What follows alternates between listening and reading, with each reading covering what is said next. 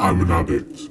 You're probably sat there thinking that I'm lying, or that I'm making some outlandish claim to gain your attention and sympathy. But this couldn't be further from the truth. When you think of an addict, what do you picture? A skinny, pale, heavy drug user, scratching their body all over, begging, borrowing and stealing to get their next fix. Am I right? Whilst this is of course an extreme level of addiction, it is not the only one. There are many ways to be an addict, and the vast majority are socially acceptable. Sparing you the obvious cases of drug and alcohol abuse, humans are prone to addiction. Anything from food, to relationships, to social media. There are many types of addictions that can be a lot less obvious than the ones I've just mentioned, that we refuse to believe are actually addictions, all because they are deemed socially acceptable. Therefore, we feel they aren't a problem for us. This often means that it is harder for people to recognise their own self-sabotaging behaviour, because in some cases, the behaviour is actively encouraged by the society that surrounds us.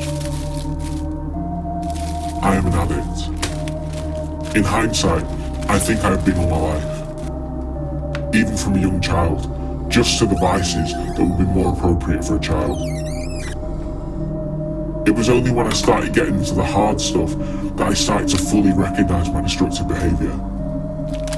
Fortunately, people in your close circle are more willing to try to help you with drug and alcohol problems than they might be with other addictions.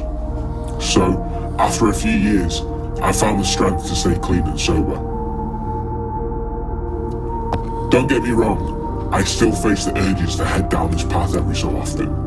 I just have to be wary of the time of year, people, situations and circumstances that can bring back those intense and desperate cravings that I thought I had finally conquered once and for all. But they are always there, hiding behind the corners of which we don't remain vigilant in our day-to-day lives.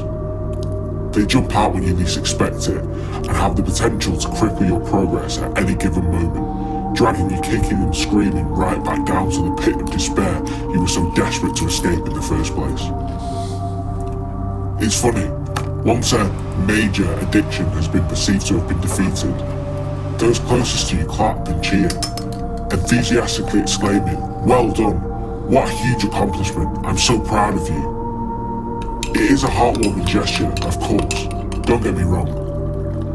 But it feels like it is often said in a way that they think the battle is over once and for all, and everyone can go back to their happy ever after. And this may be the case for a very brief, fleeting moment in time. But we naively cling on to this hope that the defeat of said addiction is permanent. But it never is. It is my belief, based on my own personal experiences and witnessing those of the people around me, that addiction is a personality trait the vast majority of us share, and the endless pursuit of the dopamine we all crave simply transfers itself to another vice, or maybe even more than one. It can be anything from exercise to shopping and many other things which are less obvious. Caffeine and eating is how my addiction is currently manifesting itself. I eat and eat and eat, even when I'm not hungry, to attempt to cure the lack of dopamine in my brain. But no amount of food or drink can seem to quench my brain's desire to flood itself with the chemicals it so desperately needs. I feel myself gaining weight, and make a pact with myself that this will all end tomorrow. Alas, it never does. This cycle repeats itself over and over again, to the point that my self-hatred for being so weak completely consumes me. So I keep eating and drinking caffeine to make me feel better. But all it actually does, it leaves me feeling physically and mentally unwell in the process. Then of course, we have the even more normalised addictions.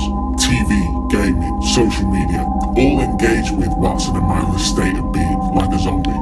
A state of distraction that too much of can leave us yearning to escape ourselves more often than choosing to deal with the problems we face inside of us. This is how most of the world operates on a day-to-day basis. Because it is the vast majority of us, there is no help for it, or a wider acknowledgement that this is having a severely negative impact on our lives. It is simply accepted as normality. When something is normality, does it mean it is right? I would argue no. I will always argue we should be constantly challenging the norms set around us and question whether they are the right things for our own lives. I encourage you to think deeply about this. What is your vice? What is your addiction? And Lucky Strike means fine tobacco. It could be something obvious that comes to your mind straight away. Now, peak dark devil scoop with a flagrant duck and Heinz devil scoop. But it could also be something that you can't think of just at this moment. It could be the constant seeking of excitement of the beginnings of a relationship and chasing a spark. It could be a certain item or even a certain way of thinking. I'm sure there is something in your life you use as a vice, whether it is currently conscious for you or not. It is my belief that we are all addicts in one way or another. Just because it isn't in a socially unacceptable way, or you think that it doesn't have an effect on your life, we're still addicts. This isn't an awful thing. It isn't a stain on who you are, rather something I think that the whole human race deals with. By becoming conscious of it, we give ourselves a chance to begin to at least attempt the rehabilitations of that rogue part of ourselves. It is an immense challenge to be aware of what goes on inside your subconscious, because after all, that is why it's called your subconscious. We don't think about it. It is sneaky and will trick you in many ways, because it knows what you are susceptible to. It is an immense challenge to moderate your engagement with the activities and substances that make you crave more as a way to fix a problem. It is a challenge that is never ending and will always require a level of awareness and willpower that it can be hard to muster at times. This is where I'm at currently, trying to face the beast and not be immersed by it.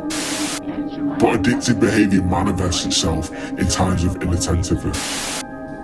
By becoming aware of our deepest craving and addictions, surely this is the start of changing our behaviours and relationships with our vices and ultimately ourselves.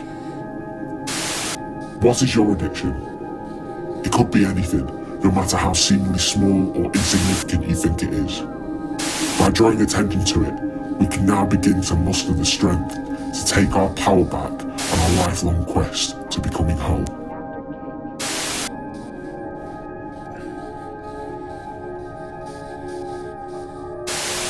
And those piping hot